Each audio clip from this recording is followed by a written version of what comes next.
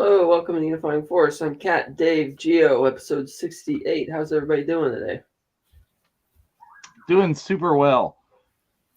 Cat is with us, people. You can hear the disembodied voice. No, she is not a cat, but she is with us in audio only at the moment. Yeah, So the we are, graphics on this show aren't intelligent enough to put up avatars. for whatever reason, is StreamYard goes No, sideways. it's not StreamYards. I do the same thing on many StreamYards tables, no problem whatsoever. It's the graphics that the Unifying Force graphics are not allowing it. Oh, I think it's oh, because it's there. It's just the star field overlay is probably covering it for some reason because one's like, oh, it's a text that the camera's not on. So it's overlaying the graphic instead of the camera because, Ooh, let's see if I can fix that. Oh no, it just gives us black. yeah, I don't know. I don't know. Okay, it's not StreamYard. It's me. So, It's the force, is what it is. The will of the Force, yeah. Or it's yes. the encroaching dark side, perhaps. Cat is Yes, but yeah. welcome to episode 68. Is we are going to be talking about, and we know right off this is a huge topic. This is crazy. But we're talking about the history of the Sith, okay? And we're doing that to get you ready. We hope for the Acolyte, because I mean, at the beginning, let's talk about the Acolyte for a bit before we get into it. Is we were really promised when we saw the reveal for the Acolyte, however many years ago, that this was really kind of a Sith-centric kind of, that's what we were expecting. I don't know if I feel that way anymore. What do you guys think?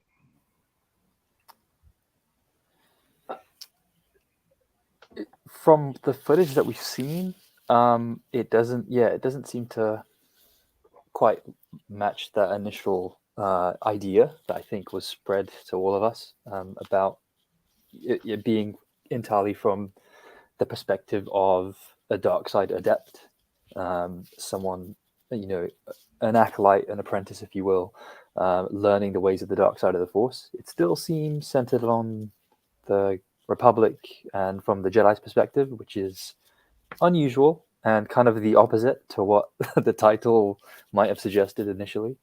So it is a bit surprising how different what it looks like we're getting is from the initial premise. Yeah, it doesn't feel like a Sith.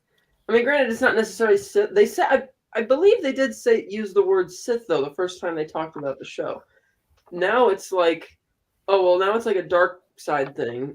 But again, all the previews and stuff we've been seeing is very Jedi centric. And Lucasfilm's usually good at making great trailers out of bad stuff. This is kind of the opposite, maybe, because the trailers aren't doing anything for me. And it's like, okay, a mystery, somebody's killing Jedi, they don't know who it is, it's some dark side person, but it still feels like a story you're telling from the Jedi perspective. Whereas the whole appeal of the pitch is that let's tell a dark side story from the perspective of the dark side. And that doesn't seem to be what they ended up doing. Like maybe that's what they intended when they started, and maybe there were differences at the, creative differences at Lucasfilm, and they changed it. But it doesn't feel like it is what they were initially saying it was going to be. So, see, what I'm wondering, perhaps even hoping, is that they've rearranged this trailer, and maybe the Acolyte in name only wasn't garnering the response that they wanted. They weren't kind of getting the projected numbers of how it was going to be.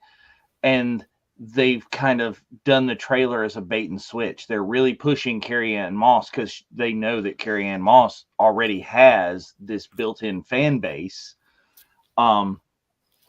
to kind of bring the normies in, and that's what's upsetting the Star Wars fans who've seen all this Jedi stuff and who are like, yeah, okay, now we were promised something different. We want something different. Like I said, I maybe that's just me hoping, but I am hoping that maybe the trailer is kind of the bait and switch. Oh, I really hope you're right. That would be awesome. Well, Yeah, and it would be great. I've seen some stuff because the premiere happened this week in Hollywood, and there are a ton of people there. I've started to see some of the interviews on TikTok and Instagram, and that the director was really kind of looking at and wants to do kind of a martial arts film, martial arts show, and they're just putting that within the world of Star Wars. Now, I hope to goodness there's more to it than that, because if we're just seeing, because that scene they previewed after the Phantom Menace screenings was a fight scene straight out of the Matrix, and I cringed to high heaven during the fight when Carrie-Anne Moss says, "Who trained you?" It feels like the most pandering to whiny fanboys who complained about lack of training. It's like that's all they're doing. It's like, stop.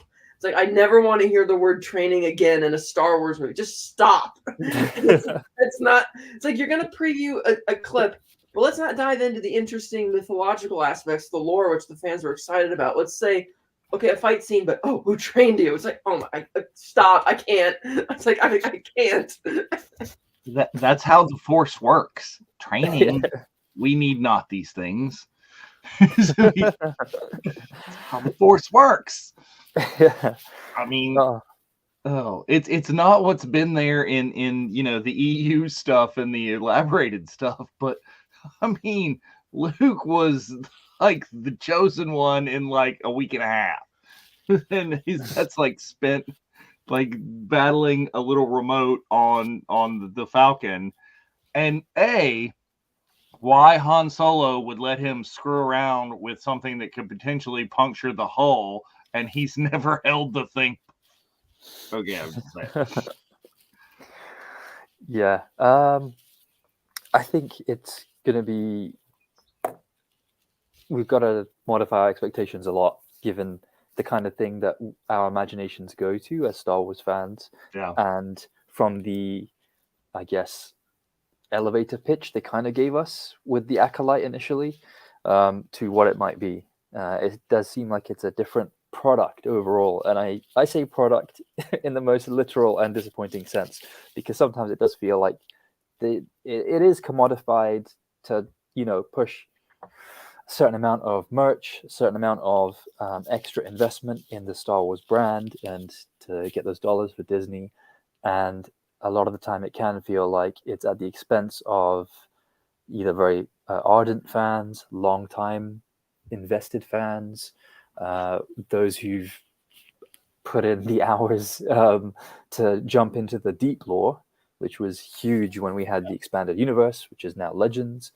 And it would be great to have another phrase that I really despise, but fan service, to be quite, loyal to the fan base that's been there for so long. And to see that kind of materialize in a Star Wars project would be great. But it does feel like this is being repositioned a couple of times, whether it's due to commercial reasons or due to, studio versus creator disagreements, to have been pivoted into what we see now, which is end of the High Republic era, going into the general Galactic Republic kind of setting, pre-Phantom Menace. The Jedi are everywhere. There is no sign of the dark side except this one mystery thing that's creeping in. And, there are flashes in the trailer that could be, sowing the seeds of what could be a dark side story. But I don't think we can hold our breath too much on that. I think it's going to be more, as you say, repositioned for general audiences, and maybe to get up some subscribers to Disney Plus. I don't know if it's going to work in that way at all, but sometimes these shows can work on word of mouth or hit better after the fact, not upon initial release, but begins to gain some traction afterwards. So maybe that's something they're looking at. I don't know. It's really hard to imagine what goes on in Disney exec heads nowadays, other than yeah, here's a board, here's the direction towards the money that we want. Get us there. I mean, that's really the kind of thing, and I think you hit a lot of it on the head. Is it's become a product to put out there, and it's not, and it kind of always was, or it became always was, because I mean, George made the vast majority of the money on the first movies from retaining the rights to the merch, right? Yeah. I don't know if people know that or not. If people watch this show, they should have. We've discussed that before, but that's where George made up the money. Is he lost a lot of the rights to the story and the film itself, and just to get it made, and he kept the rights to what nobody wanted at the time. That's one of the innovative things about Star Wars, is the merchandising and the toys and the things that, you know, we keep umpteen bazillion years after just on our desk and still collect the ones that we didn't have as children. But this is one that's leaning that way. They released Black Series figures before the show's out. That hasn't happened in a while. You know, we didn't get Kenobi figures till after the Kenobi show. We didn't get Mandalorian figures till much further down the line, because they were holding all that stuff so tight to the vest that we didn't want spoilers. But we have the first 4, 5, 6 maybe Acolyte figures are already have pre-orders and stuff have just gone up and been done for weeks, if not months. So don't know. What could that say? That they have less faith in the product shipping during the show or afterwards? So I don't know. Strategy. Because if you look back historically, you know, you go all the way back to the original trilogy, and you're like, well, they had to do. I keep a replica right there. They had to do the previous, you know, the original 12. They sent you out a piece of cardboard first because they didn't have figures ready, you know. Yeah. It's quite and a story. people bought the crap out of that. They were just like, oh, in cardboard, yeah. It's the background to the figures. Yes. Well, and it makes a lovely little display. I have it signed by the original artist of that. But the prequels, we totally got spoilers, because the prequel era, I was one of those people who's in Walmart at midnight, or, you know, in the middle of the night, because that's when they're stocking the figures ahead of the movie coming out. And just, I was not the only one there. Let's just say it that way. It's like, as soon as that stuff hits the floor, before it's, you know, it's on. If you waited to come in the next day, I mean, you got nothing. So I don't know. I don't know if it's lack of faith in this, if it's something, another tool to gain interest in the show, is going ahead and putting something out there ahead of time. I don't know. There's lots of ways you could look at it. Yeah, I think the one sign, I think, of the wider implications for a new Star Wars project to be considered in higher regard is when they come out with, I think, supplementary reading material. So the best recent example I can think of with that is with Star Wars Visions Season 1, Volume 1. We had an entire novel come out of the very first episode, which is a massive sign that there's a lot of faith and trust in the project, and also a lot of believability from the people who pull the strings commercially and executively behind everything, saying, okay, let's put out a novel about a character that's completely new in a completely alternate slant of Star Wars itself, but give, you know, one established writer a chance to create a novel of high fantasy fiction, sci-fi, Star Wars. I think that's a great sign that people are anticipating either a wider ranging impact or they're putting an emphasis on the story. So I don't know what Lucasfilm are thinking about in terms of publishing or where they are with some of the comic series.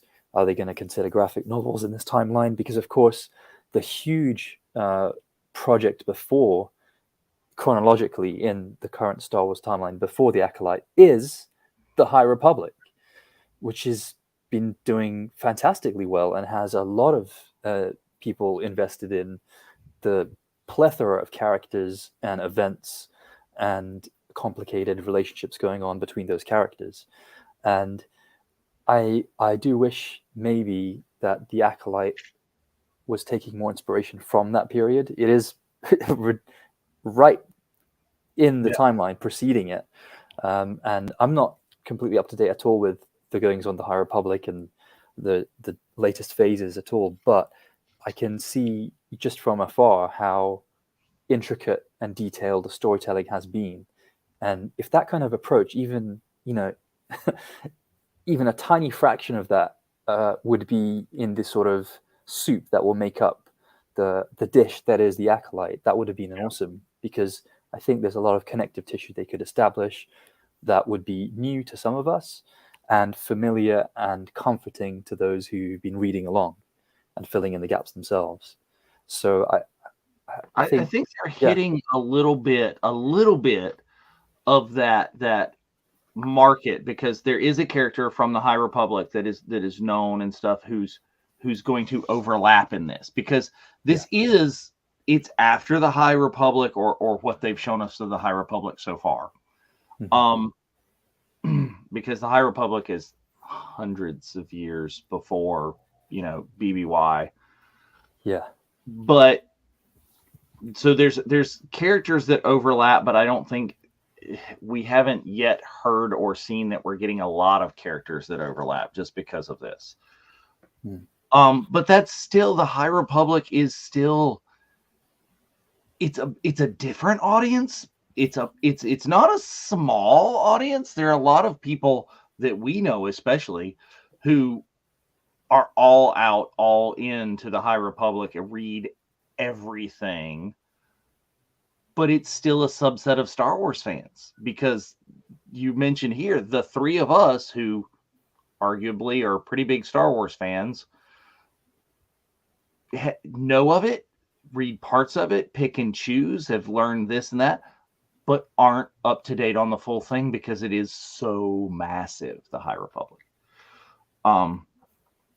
But if any of that shows up, but that's not what you're going to do to get the normies. That's not what you're going to get general audiences, because people are not there on that, despite the fact that the High Republic has adult novels, young adult novels, and novels, not even novels, like stories for children. It's got, and comics and everything it has.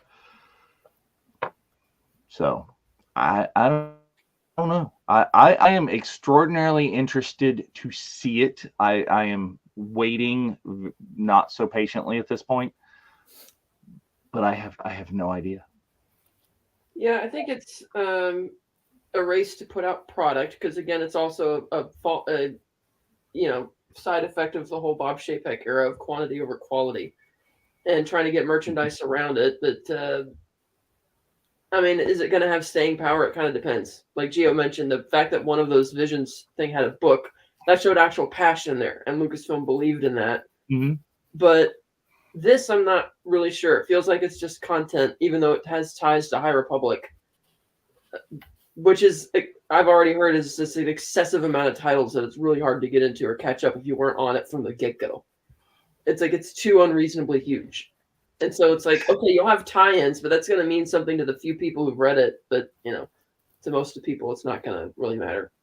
So let me speak to that for a minute, because I tried to go all into the High Republic when it started.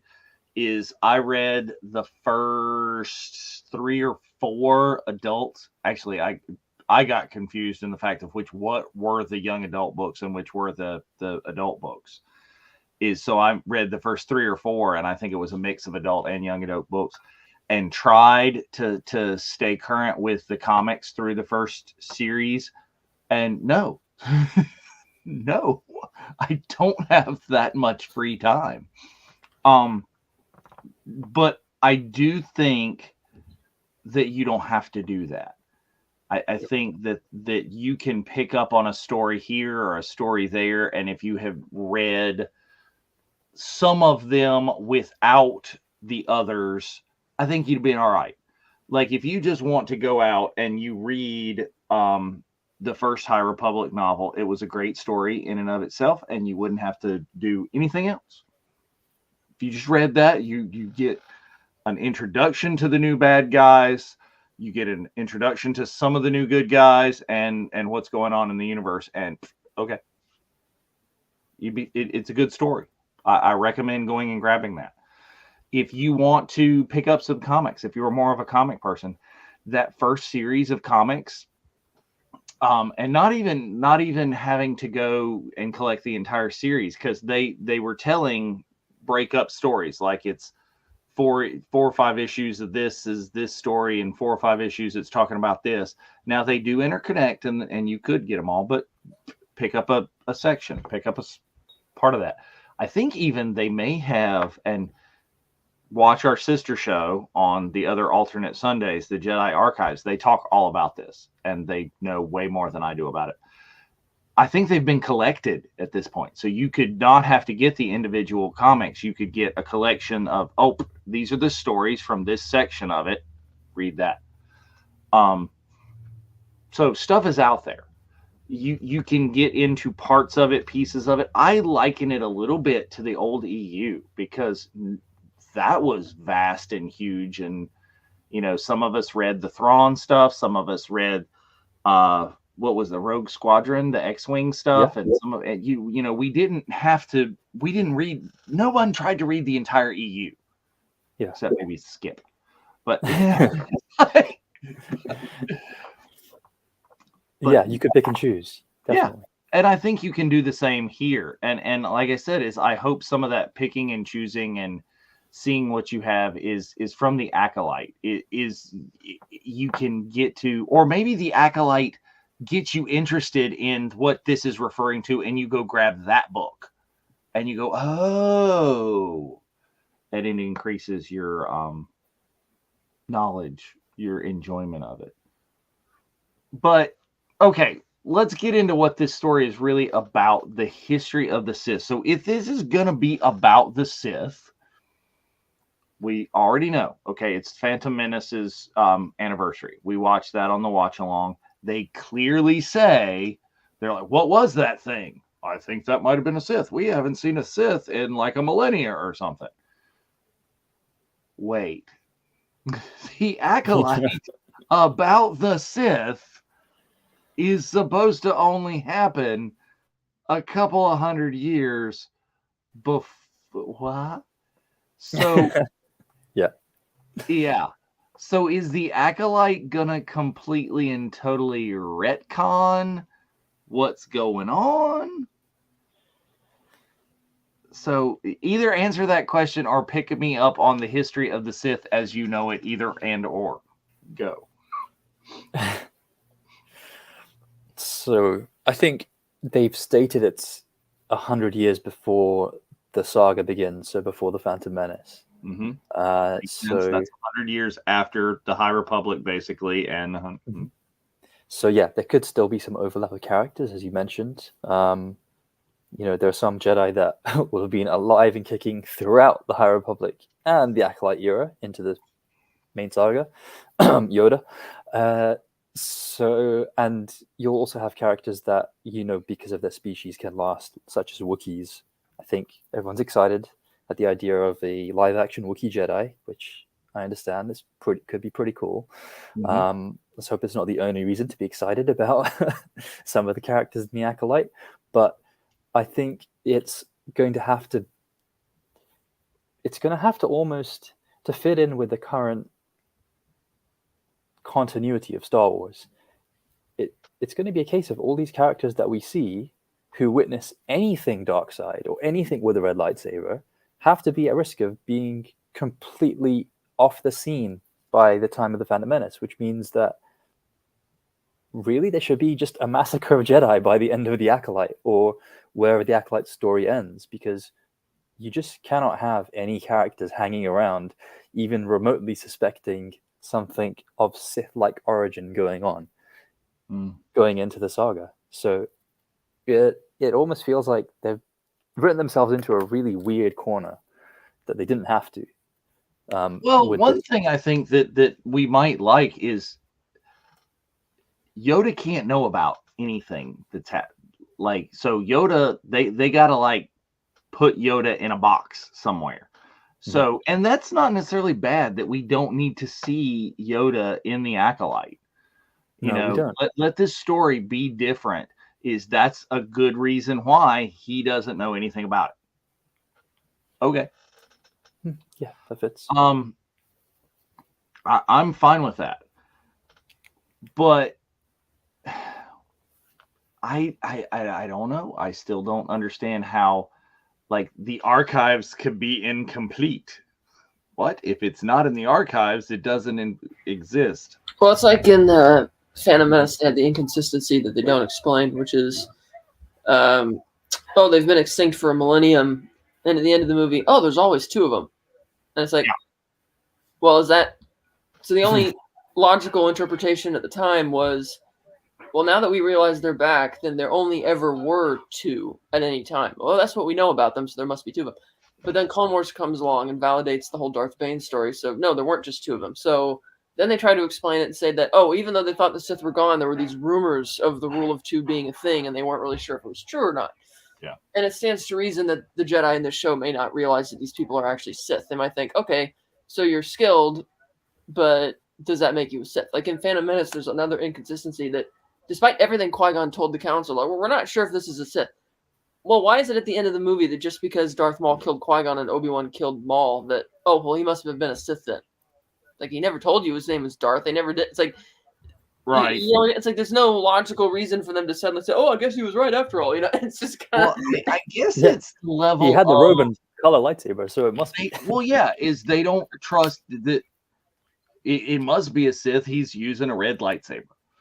It is apparently, other than General Grievous, nobody just like picked up loose random lightsabers that goodness knows Obi-Wan and Anakin lost enough of those. Nobody just like picks them up and uses them. We wait till Han, I think, is the only, other than Grievous, Han is the only non-force wielder to just pick up and use a lightsaber. Well, then you get Finn, who, that's debatable. We don't even know. Don't even start that now. But so here's the history of the Sith in canon, okay, as I understand it. So the Sith, millennia ago, I think it's even stated somewhere in the neighborhood of like 5,000 BBY, is that it was a rogue Jedi, right? It started off who broke away, who wanted to study and more the dark side of the Force, who was convinced that dark side would lead them to be more powerful. Oh, see, there's allusions to that in the original trilogy. It's like, is it more powerful? No. More seductive? Yes. Is quicker, easier? Yeah. Yeah, exactly. So, but they wanted to gain that more power, and that happened for thousands and thousands of years. You've got the Sith, and then but were there two rule of two at that point? No. Is the rule of two was interpreted, not till Darth Bane, I believe, is that there was a huge war between the Jedi and the Sith, and then infighting amongst the Sith as well, because we've seen that happens is in especially we see that in like Clone Wars, and how Darth Sidious and Maul and pitting them against Tyrannus and then even pitting Anakin against Tyrannus. So with that war is there were only two. And that's why Darth Bane allegedly instituted the rule of two. I think it's some of that infighting. And again, Sidious alludes to that in the story of Darth Plagueis the Wise, is there's a reason why there can only be two, because they're constantly killing each other for more power. Yeah. So, but I still don't get that. Okay, and I'm getting some of this information from, the be all end all information of the Star Wars, which is the Wikipedia, is they're saying that the Sith just chose to remain in hiding. They remained in hiding for a millennium until the rise of Sidious and Maul in 32 BBY. And when they chose to reveal themselves to the Jedi. And Maul obviously knew about this rule, and that we're in hiding because of saying that, as we choose to reveal ourselves. But then, and Palpatine is Sidious, so he's hiding in plain sight. He's going for political power while he's going for unlimited power behind the scenes. It really, some of the things out of context really do seem a little cheesy. But yeah, and then the Jedi just basically ignore this. They think, oh, yeah, they're all gone. Yeah, it does. Seems like a lot of assumptions were made at the wrong time by the wrong people. Yeah, it is interesting. I was going and looking at I guess the most official story group approved resource now, Yeah. I think, which would be on StarWars.com, the databank itself. Mm-hmm. And so the definition of the Sith there is, it's kind of what you expect from if you just watched, let's say, the original 6 films, and what you'd gather. It's nothing heavy in terms of lore. It's genuinely just says an ancient order of Force wielders. They're devoted to the dark side. They practice hate and deception and greed, and they're noted for their red-bladed lightsabers, their black dress, and their use of aggressive feelings. Mm-hmm. So the three that I guess Darth Maul definitely embodied, but didn't officially say. And they look to amass power at all costs. And the example it gives is just the most clear example in the films, which is the evil Darth Sidious, along with his apprentice Darth Vader, achieved the Sith goal of galactic conquest after a millennia of plotting. So it does fit in with the wider storytelling that was in the expanded universe and that we got from the Darth Bane stories. That was set exactly 1,000 years before the events of the Star Wars saga itself. So before the Phantom Menace. Fits in, loosely speaking, with the idea of Sith being vanished for a millennia, which I think is one of the lines in the Phantom Menace. But then you go to if you try and dive a bit deeper on the databank and find the history of the Sith, it does just say, exactly as you're saying, the Sith remained a distant memory until the rise of Darth Sidious and his apprentice Darth Maul. So it's as if they're deliberately keeping a vagueness to the history of the Sith, and maybe they're even unsure of at what point they're going to use different parts of the storytelling, different parts of those characters. I remember when we were experiencing the Clone Wars live as it was being released to us, that it was devastating when the Clone Wars was cancelled as a big move when Disney were acquiring the license.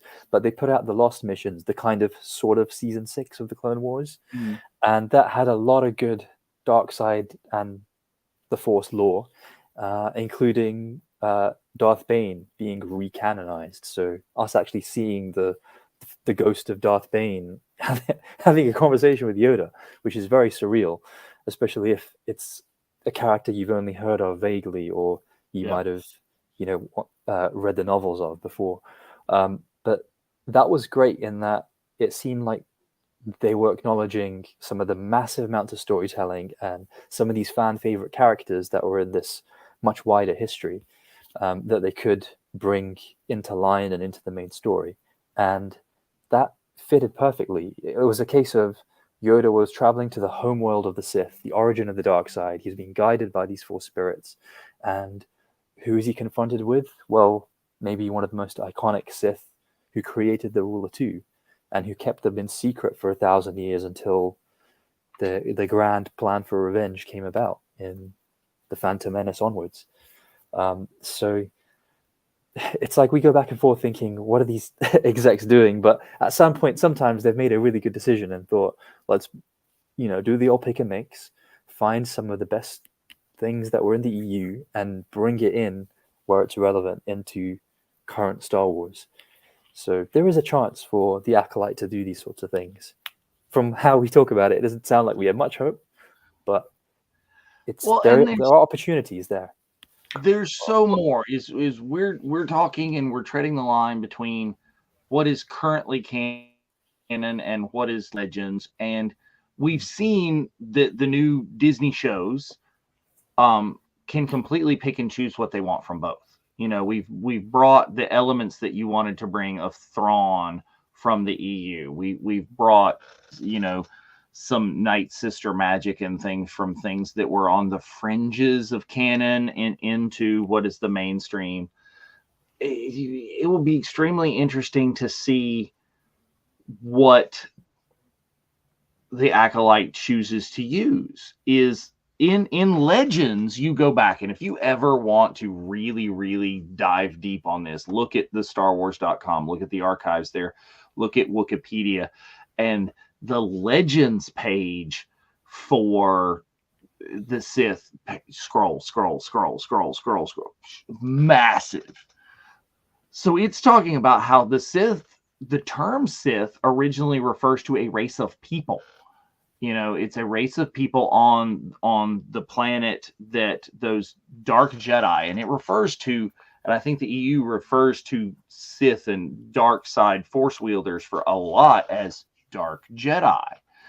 But the term Sith becomes after those dark Jedi start warring with the Jedi who are the light side force users, is they're obviously banished. Is you're not allowed to just hang out here and cause problems and wars anymore. So once they move to the Sith homeworld, the homeworld of these race of beings, they have no choice, and over time, those people were enslaved to be used, but after a while they become intermingled with the expelled Jedi or the dark Jedi, and they start they become one. Okay, it becomes like one people. Is it was no longer a master slave apprentice race, although we see weirdness in the end in the Rise of Skywalker that I don't know how to interpret. You know what I'm saying? All those Sith, the vast I don't know the shadowy cultists in the exactly Roman amphitheater. Yeah. So are they I don't know. But so I don't think they know either. Yeah. Sith really became one and the same. Is it was no longer a race, it was more of a creed and a religion. Kind of like Mandalorians. Mandalorian is a creed, Mandalorian is not a race. Is anyone who walks the way. I interpret Sith as kind of the same kind of thing. Is you become Sith if you walk the way. And do you have to be the force sensitive red lightsaber wielding? Maybe, to be an official Sith. This is where the rule of two gets funny. Is there are plenty of people who are Sith adjacent, maybe. Let's kind of say that all of those cultists and people who are following the cult of the Sith. I think that's how, after the Rule of Two, after Vader and Sidious were destroyed, that the Sith stuck around. You know,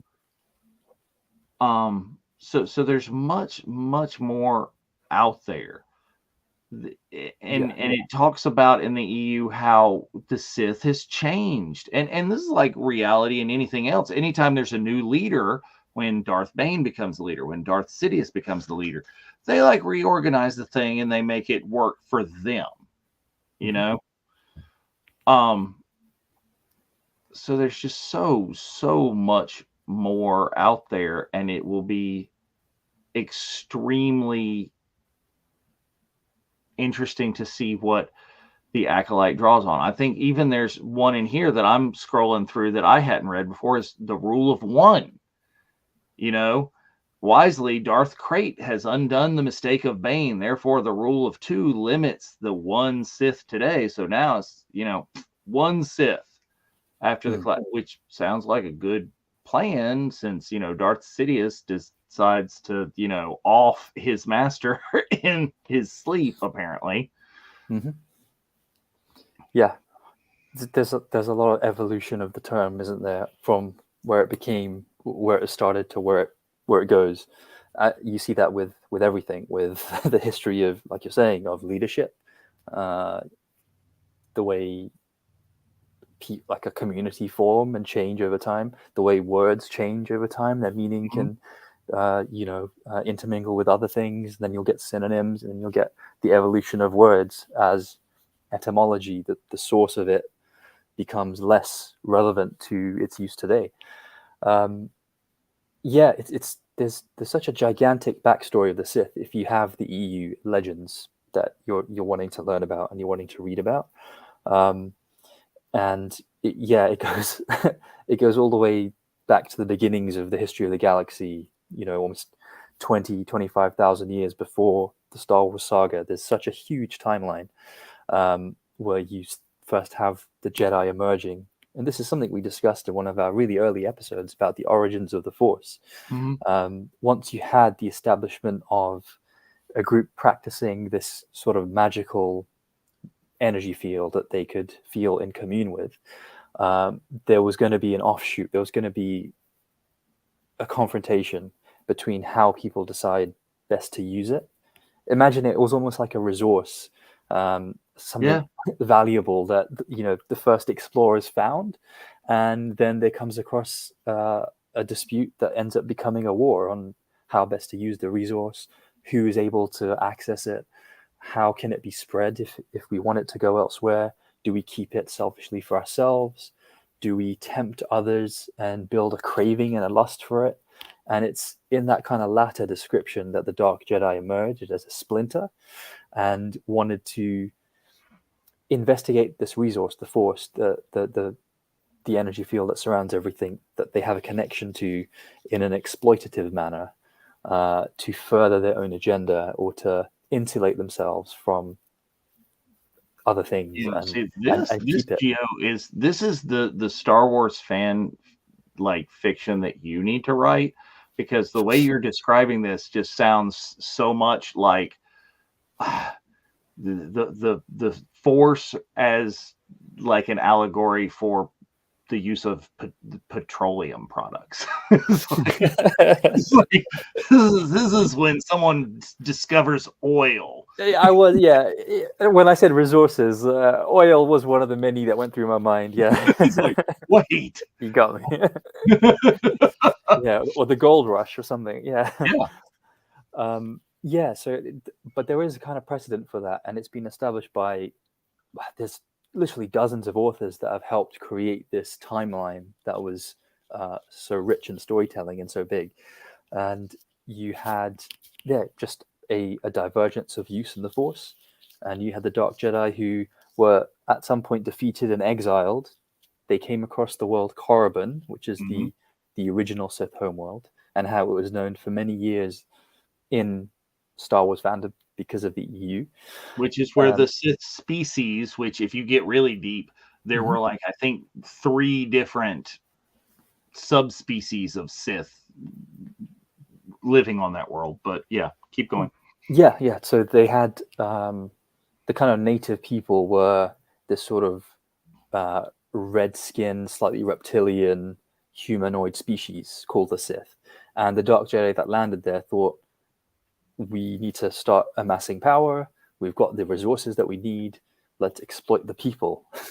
So, you know, they were colonizing the Sith homeworld. And what they decided is once they found it was written in the EU that the Sith had a connection to the Force that was a lot higher than most living things. And at this point, it wasn't even sure whether everything living was connected to the Force or not. And that's kind of become a story that's developed, and George Lucas has had more to weigh in on that with Dave Filoni through the saga as it's developed in the Clone Wars and beyond. But at this point, it was looked at as this one species had a high affinity with the Force. And so the Dark Jedi thought, well, let's teach them our ways and let's have them be our servants.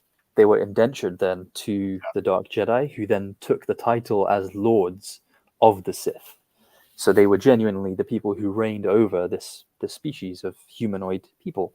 And that's where the term Dark Lord of the Sith came from, because their origin... literally like from, what's the word? It's Sithari?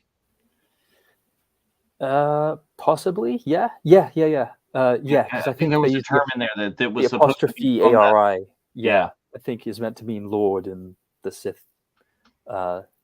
native language, which might have a term. I don't remember at the moment.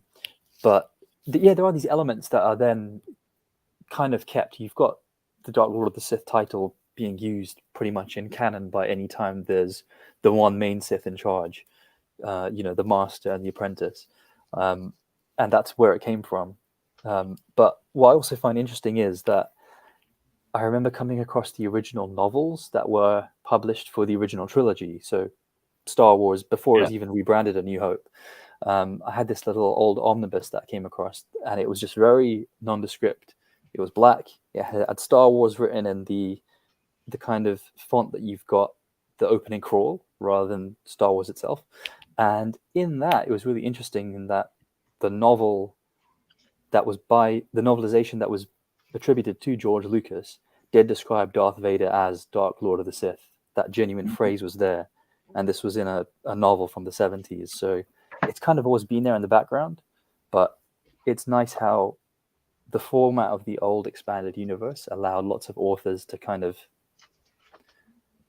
legitimize and codify a title or a thing in Star Wars. And then because there seemed to be this understanding between all these different authors, whether it was graphic novels, short stories, big adult fiction novels, they could use these ideas and keep them kind of in line. And I think it is incredible how over sort of 20-30 year period, Star Wars evolved so much in printed word and it stayed evolved relatively much, like, consistent. in the darkness, in hiding. It was really for the longest period for like the nerds only. You had to be like the nerdiest of the nerd to be the expert on all, because we've talked about earlier that how vast it was, all of these extra books and things. Yeah, there is so much. There's so many, and you look at the ideas that George Lucas was influenced by to make the Jedi. You could say the samurai aspect, the Old West feel, the idea of Shaolin Monastery, the idea of the Tao and Yin and Yang, of like Indic mythology and ancient Greek mythology, and all these ideas, and then they get sort of diluted and distilled by Joseph Campbell, and that's where he takes a lot of inspiration from to create the idea of the Jedi, this kind of peaceful order. And then with that, you're going to need antagonists who are kind of a similar power level. So it's almost inevitable that you've got something on the other side. And the fact that they essentially came from, they were an offshoot of this group. It's a divergence in the Force, literally. It's a divergence in the Jedi. And you can find more information again, boom, right here. Star Wars Book ultimate of the resource. Sith.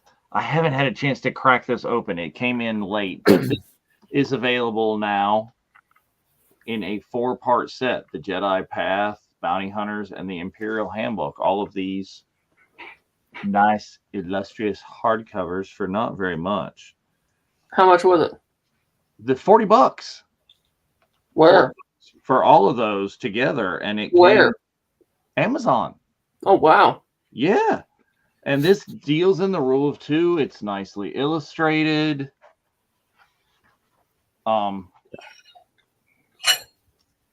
sorts of greatness. And each one of these books, the literal pages have a different feel to them.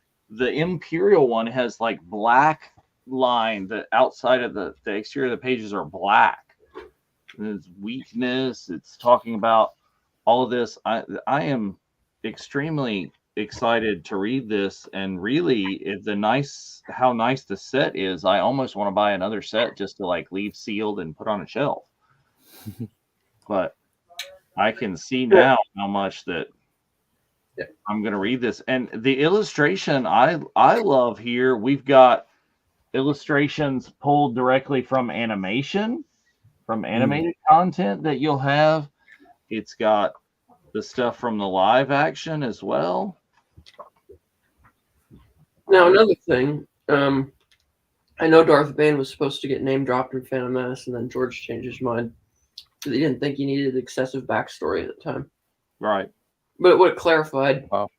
what Yoda and Mace Windu meant when they acknowledged the rule of 2 at the end of the movie, despite the fact that they said they've been extinct for, millennium. Right, so they knew. No, that fits. So, I mean, I don't think here's unpopular opinion from Dave today, that the fact that what is considered canon and what is considered history and the fact that there are these inconsistencies in the story of Star Wars, I don't think it takes me out of the story. I don't think it's unrealistic. I think the current accepted definition of the history of the world changes depending upon who is telling it, what point of view, where you are centered. Is the history that I have learned in especially the southern United States is different than history that other people have learned throughout other places in the US, the history that you would have learned in the UK, history that you would have learned in other parts of the world. That's just, if this happens in any story that's told in any historical account, it's from a certain point of view. And us as Star Wars fans, I think learning about these different points of view and reconciling that the truth probably lies somewhere in between. It's what, okay, my soapbox for a minute. It's what you should be doing. You as a human being on the planet should be doing anytime you are looking for what happened in an event. Is if you're getting your news from news sources, is don't just trust the one because they will have a political slant. Is look at your news from a multitude of different sources and figure out what actually happened. Is Always that, I think, can be interpreted as the same in Star Wars. And I know there are people that are going to go, dude, this is not reality. It's like here's the story and that's what. But is it not? They're creating not only just a story. Yes, it was a story at a point when A New Hope came out, or when Star Wars, as it really was, when Star Wars came out, yeah, that's the story. This is what happened, A to B. Mm-hmm. But it's not a story anymore. It's an entire universe. It's made out of it's. You have to see George Lucas's work. You have to see Dave Filoni's work. You have to see Jon Favreau's work. You have to see the work of Timothy Zahn and the work of Claudia Gray and the work of all of these creators to know what's going on in the universe. Speaking of which, George Lucas was in Cannes this week because he got an honorary Palme d'Or, and he was interviewed about Star Wars, and he says that in the post-Disney era, or in the Disney era rather, that they don't really seem to have a grasp on what the Force actually is. He's like, he gets it. A lot of the other ones don't. Or trying to rewrite the world or don't really get it. And he's like, yeah, corporate IPs and that kind of thing. And I wanted him to elaborate on how he would define the Force. Yeah. A lot of significant contribution relating to the Force that he made was the Mortis trilogy. And how he thought of all these interesting things, and he didn't want them to answer any of the questions. And it's like, well, I would have loved to hear that guy continue to espouse some of those ideas. Because really, it looks like in what we're going to see Ahsoka season 2, they're going to start giving us dead solid answers to that.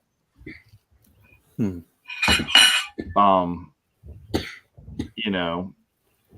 do we want them? I don't know. Or does that take away the mysticism? I don't know. But then Filoni has literally taken us to Mortis before in the Clone Wars and still managed to keep it nebulous and vague and he did. So it Absolutely could be done again in live action and done that way. It's here's the thing that the Acolyte could do again is there could be a Sith Acolyte, an apprentice happening. Can you keep that hidden? That could be part of the story, is how that's hidden and every one of the Jedi that has knowledge of it could, so it doesn't get out there. The story could be explained in such a way that it will allow for it. We just kind of have to wait and see. Yeah, it could fit. I think it would almost make sense if all the characters that we see end up the way the Rogue One ensemble did. Rogue One them all. Rogue One them all. Make the call that you need to. Well, and I don't know.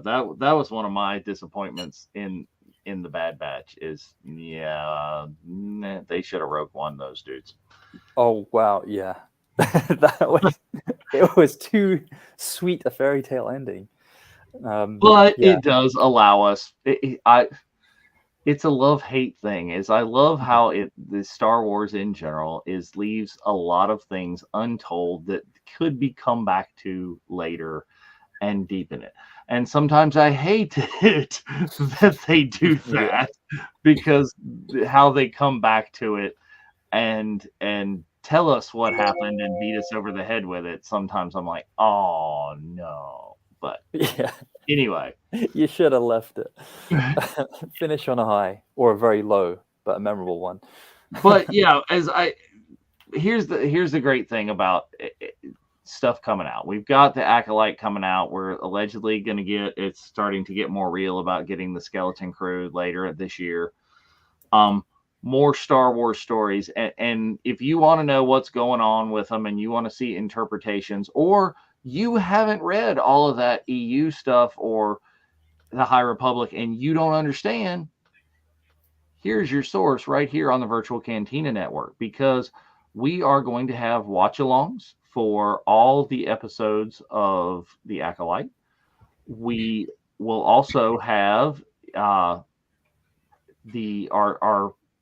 brothers from our sister show, John, Mike, and Bryce, are going to do the Acolyte after show. So they're going to do, after we've done that watch along, they're going to do deep dives. And those are the guys to explain to you the High Republic stuff and where the tie-ins lie.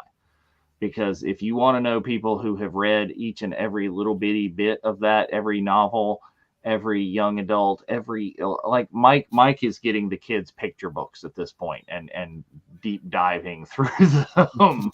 So yeah, that information will be out there. We are here to help you with understanding the obscure references that are out there. So just keep tuning in to the Virtual Cantina Network while you are hopefully enjoying the Acolyte show that is coming so soon. So soon. What are we at? 2 weeks now? Less. Yeah. Yeah. Dropping June the 6th. I don't know. No, June 4th. 4th. Okay. So, yeah. 10 days. Super coming soon. Yeah. Do we know how many episodes it's supposed to be? I haven't paid attention to that. I just assumed that it would probably be the 8 that the kind of Disney format has been so far. Mhm. But that's not a lot of episodes if they are, especially since they're dropping 2 at the beginning there. Yeah, they are double bill See. opening. I wonder if IMDb's got it up because That's they what I was tend looking at to. right now. Yeah, there's 8 scheduled on the 8. IMDb calendar.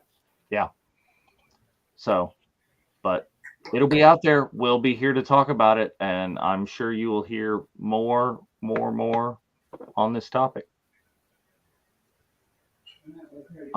So until then, everybody, thank you for joining us again. We have had a lot of people watching. Surprising, I hope you guys noticed this is a live episode for a change. We're in here, and but thank you for joining us, and we will see you all next time. Thank you. May the force be with you, guys.